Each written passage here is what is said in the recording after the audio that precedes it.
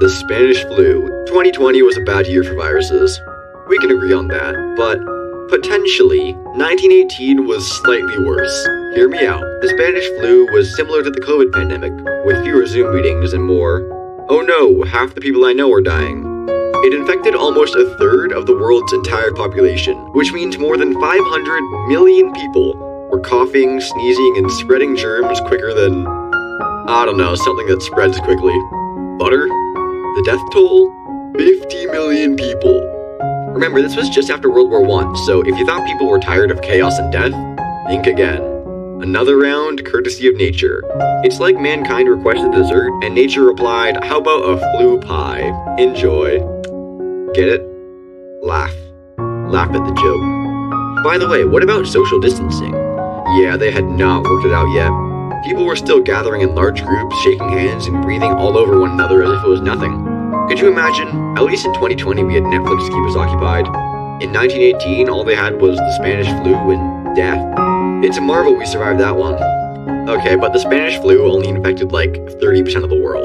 That was only like 500 million people. It's time to go bigger. The Mount Tambora eruption. Let's go back to another classic, Mount Tambora. In 1815, this Indonesian volcano went into self-destructive mode. It might have had some sort of breakdown. Well, Tambora made the world experience a whole year without a summer. Sounds like a nice escape from the heat. Nope, wrong. Tambora sent so much ash into the sky that it disrupted the weather for years. Crops failed, people went hungry, and everyone seemed a little grumpier than normal. Imagine waking up in July expecting sunlight, but getting snowflakes.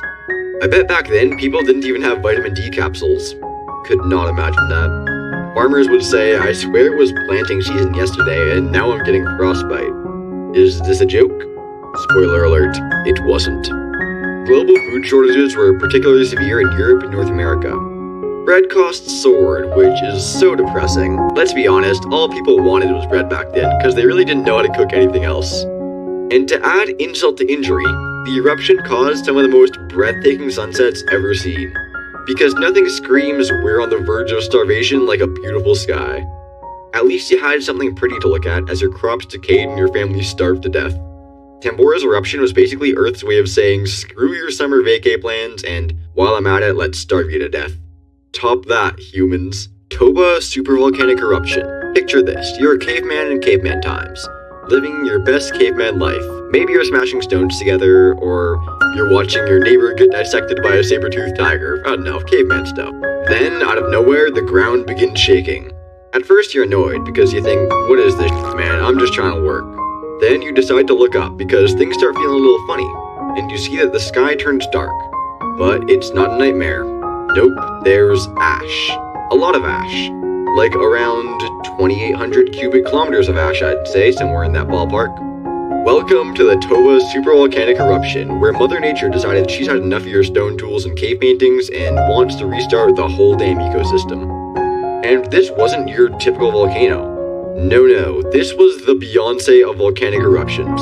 And side note, this didn't just last for a day or two, it lasted for years. Think of this as nature's equivalent of shutting off the Wi-Fi and watching everyone panic. Temperatures sank, and let me tell you, their clothing was not designed for volcanic winters. Considering their only jacket would be like a giant animal hide, assuming they could even catch one, which was highly unlikely because most animals were dead at that point due to the volcano. And not only did their clothing fail them, but so did the agriculture. Farming communities that once did well were forced to watch as their food supply shrank. And without the ability to raise fresh vegetables or to keep cattle, society's delicate ecosystem just collapsed. Basically, they were all suffering in every way possible. Scientists say that the eruption was so devastating that it reduced the worldwide human population to between 1,000 to 10,000 people. That's like reducing all of mankind to the size of a high school football game. But instead of cheerleaders and nachos, everyone is chilly, malnourished, and wondering, where did the sun go? We were on the verge of extinction, but somehow our forefathers survived. It's kind of unbelievable that any of us are here today. Alright, 900,000 years ago, the creature you could refer to as pre-humans, called Homo erectus, roamed the streets. And their huge catastrophe that almost ended the world? They kinda just stopped making more of themselves. This was actually a very near miss. They dwindled to just about 1,280 people, which is a really small amount given how high the mortality rates were back then. Yup, Just 1,280 people attempting to live, get food, and date. But before you get sentimental, keep in mind that the dating pool consisted of just a few of your relatives. It must have been pretty hard to choose who to make a baby with. It's like being on Tinder in the middle of nowhere, with each swipe revealing someone that you share way too much DNA with. Fun, isn't it? Well, anyway, that population catastrophe lasted 117,000 years, which is longer than most of us have been alive. Maybe our forefathers were experimenting with their orientations and decided to put a stop on family making and just focus on themselves. I guess we can't blame them. Alright, now fast forward to the 20th century. We're a little more advanced. We've got radios, television shows, and of course, nuclear weapons. Why worry about natural disasters when you can create your own apocalypse? The Cold War was basically two superpowers playing the most dangerous game of chicken the world has ever seen. On one side, you have the United States with its shiny new nuclear weapons, and on the other, the Soviet Union with enough firepower to turn Earth into a cheap glow stick. Everyone's on the edge, politicians are sweating through their suits, and the rest of the world is hoping nobody accidentally presses the big red button. It was like two toddlers trying to press the big shiny buttons that would wipe everyone out. You all might have heard about the Cuban Missile Crisis in school. You also might have slept through that chapter, fair enough. But it did almost end the world, so let's talk about it. It all happened in 1962. Now, the most important thing that happened that year is obviously the Rolling Stones being formed. Gotta give them a shout out, influential as hell. And secondly, we also nearly blew ourselves to pieces with nuclear missiles. Yeah, it was a very close call. For 13 days, we were all thinking, is this it? Is this when we finally nuke ourselves back to the Stone Age? Fortunately, calmer minds prevailed. And by calmer minds, I mean everyone understood that they would rather not be nuked to oblivion. And just when mankind thought that it had dodged enough bullets, 1983 arrived, and Cold War tensions reached an all-time high.